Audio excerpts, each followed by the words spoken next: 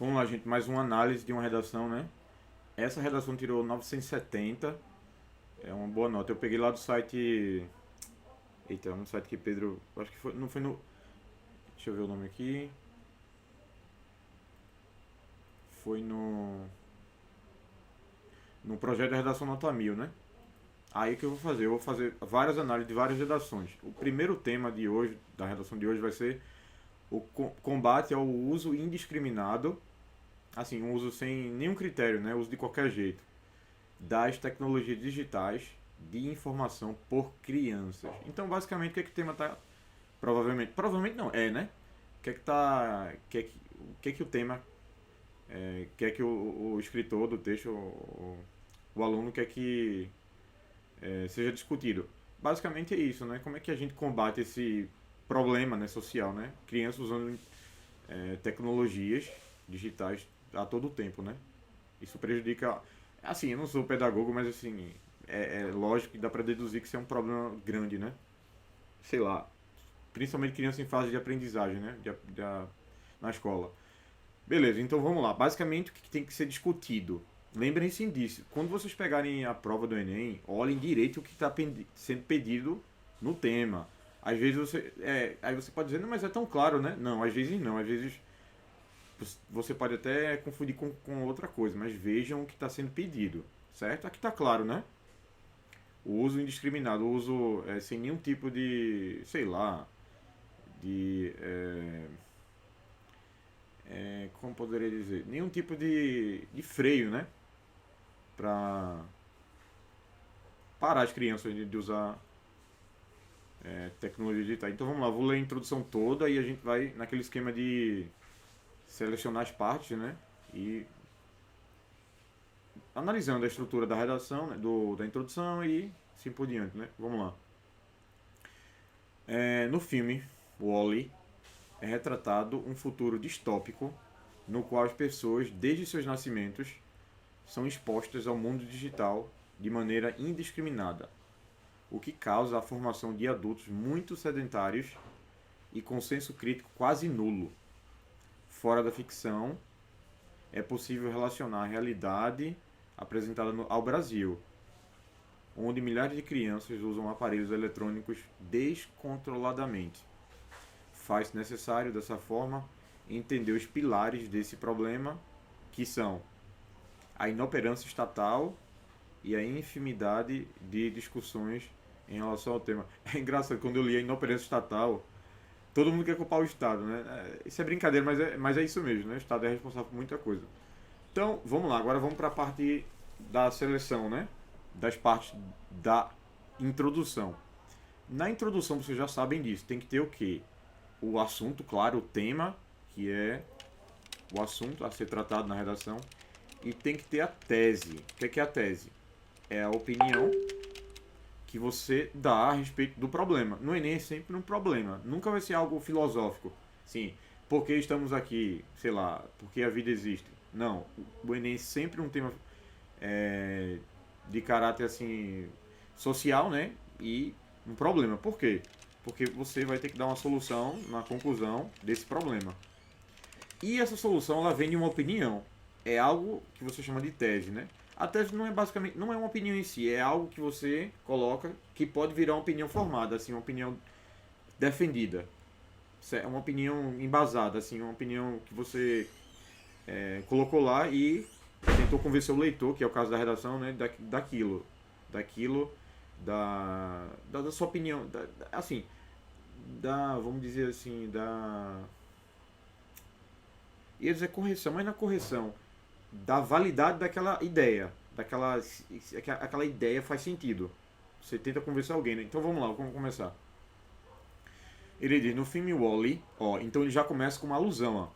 O que é uma alusão? Cara, eu já falei tantas vezes isso que já tá chato, né?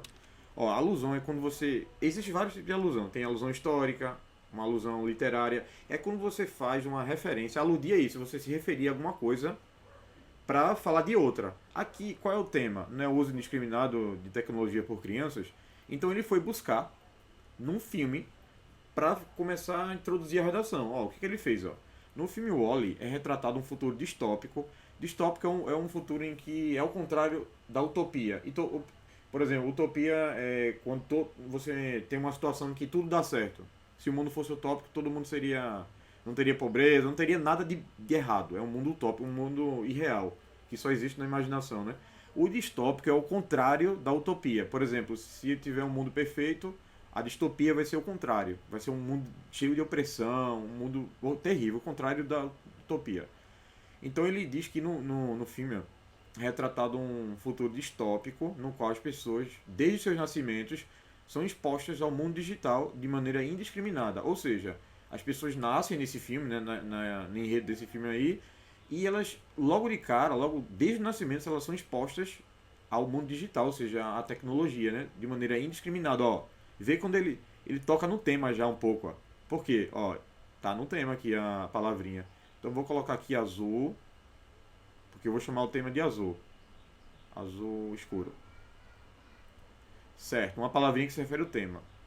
O que causa a formação de adultos muito sedentários e com um senso crítico quase nulo. Ou seja, vejam só. Se eu tenho pessoas desde os seus nascimentos, desde o nascimento delas, expostas à tecnologia de forma indiscriminada, isso pode causar o quê? Formação de adultos sem senso crítico, com sedentários, ou seja, que não conseguem, não conseguem não, que não fazem nenhum exercício, que nem eu, por exemplo, né? E o senso crítico quase nulo, ou seja, o que é o senso crítico? É você é capaz de opinar sobre coisas. E ele diz que o senso crítico é quase nulo, ou seja, quase não tem, né? Nulidade é isso, não tem, quase não ter. Então, gente, ó, então eu posso chamar isso daqui ó, da alusão. O que é que ele fez? Vejam que ele não falou do tema diretamente. Ele trouxe um filme em que é muito massa isso, esse tipo de início de redação pro Enem, né? Quando você pega um conhecimento que você tem, um filme, sei lá, um anime, qualquer coisa que você tem como posse do seu conhecimento e coloca para fazer uma comparação entre o que você. Ó, ele vai fazer. Já que eu falei, a gente vai para o que ele vai fazer agora. Ele citou o filme, que eu vou chamar de. Botar de rosa de novo a alusão. Deixa eu colocar a alusão. Ele fez uma alusão a um filme. Por que ele faz isso? Ó? Porque em seguida ele.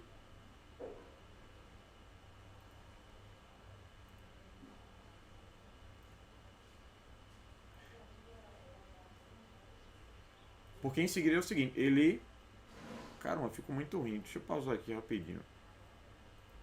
Então, o que, que ele fez? Ele citou o filme, ele contou um básico do enredo do filme aí, que foi a questão da exposição, né, de pessoas que desde o nascimento são expostas à tecnologia, certo? E em seguida, ó, o que, que ele fez? Ele foi, ó, vou ler.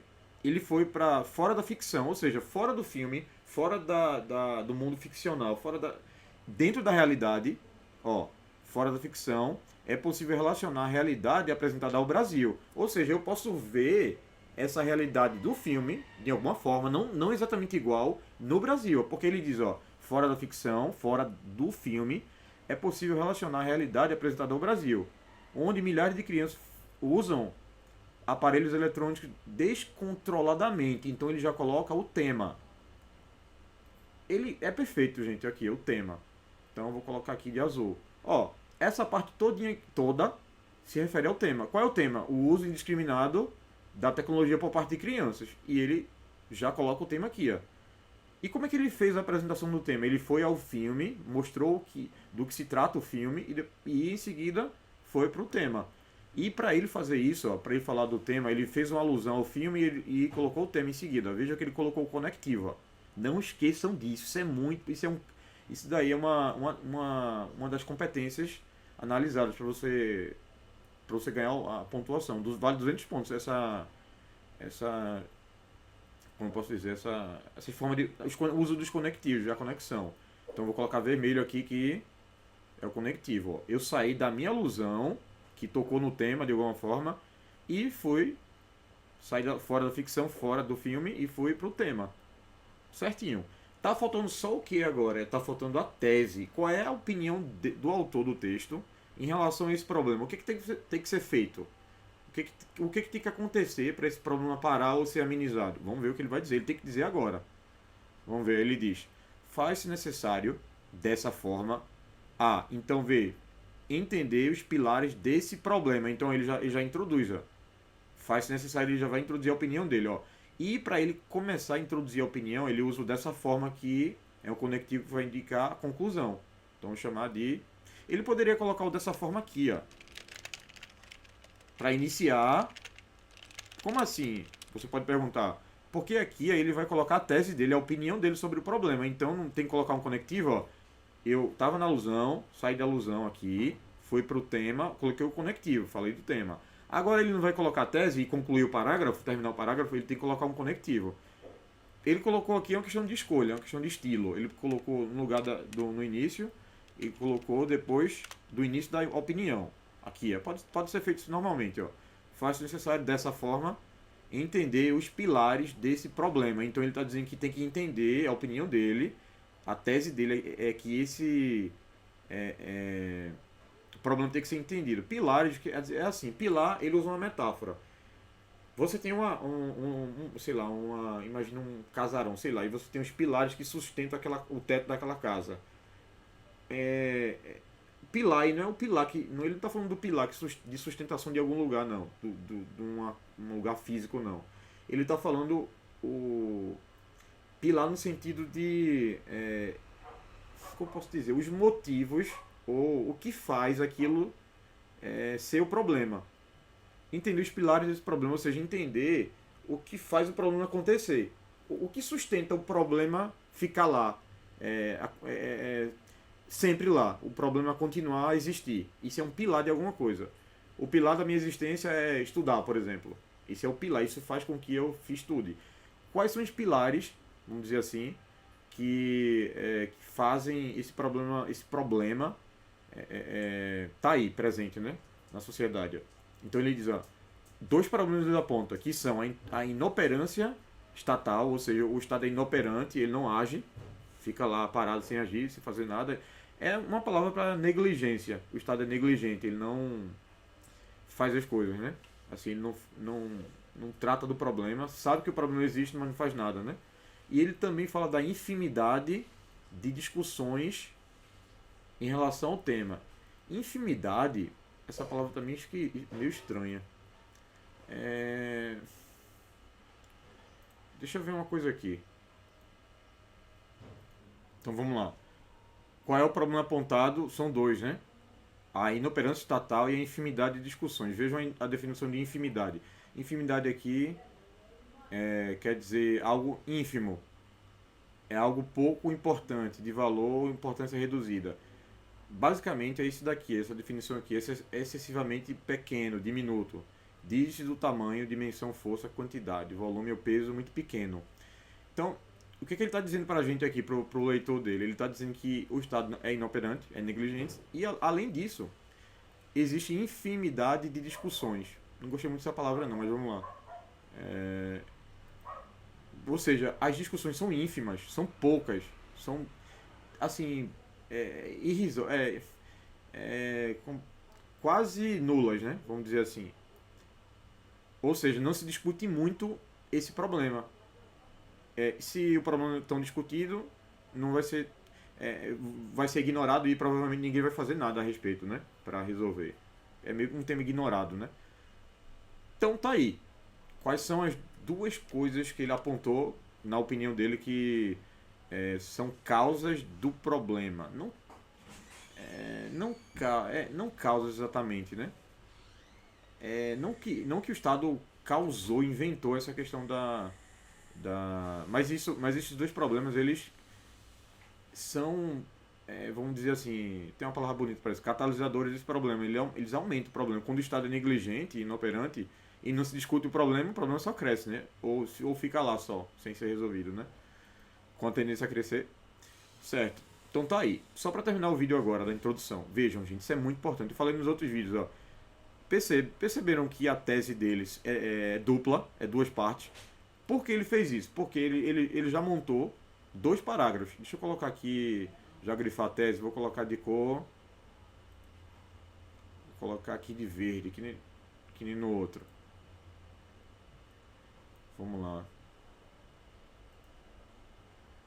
Vou colocar verde aqui.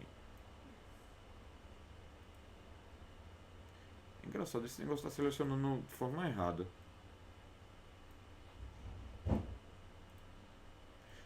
Vamos lá.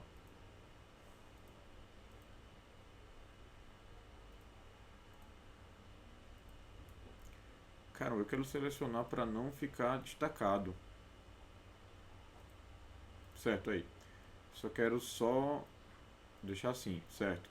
Então, ó, eu vou chamar de novo, que nem no outro vídeo, ó, de parte 1 e parte 2. Qual é a primeira parte da tese? É inoperância estatal, né? Então eu vou chamar aqui de parte 1. Ou seja, isso daqui ele tem que defender em algum parágrafo, talvez no primeiro, e a infinidade de discussões em relação ao tema. Ou seja, o tema se discute pouco o tema, né? Vou chamar de parte 2. Por que isso? Isso é questão de estrutura. Ele tem duas partes. A tese é dupla, tem duas partes da tese. E quando como ele tem isso, ele já tem dois parágrafos em mente. Ele vai ter que defender essas duas partes, porque a partir de agora no desenvolvimento eu não tenho que provar essa ideia. Eu não tenho que provar para o meu leitor que essa minha opinião está certa, que o Estado é inoperante e existem poucas discussões a respeito do problema, do tema. Então, eu tenho que defender isso no primeiro parágrafo e no segundo. Façam sempre isso, tese dupla. Tese dupla. Ou seja, duas partes que vão ser usados como argumentos, que são os tópicos que vão ser defendidos no desenvolvimento. Então, vamos lá para o próximo vídeo. Se eu finalizar aqui, vamos lá para o vídeo 2.